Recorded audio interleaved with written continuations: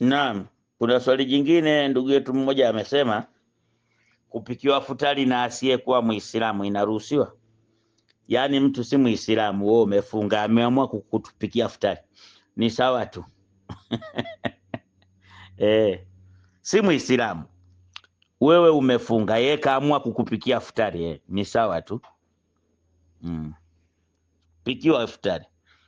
Kama kuna mtu ambaye si Muislamu lakini ameamua kukupikia futari kwa vile umefunga, sawa tu, chapa hiyo futari, bora tu ni ya halali na haina tatizo lolote la kihukumu kwa sababu ya kukosekana vigezo vya uhalali wake.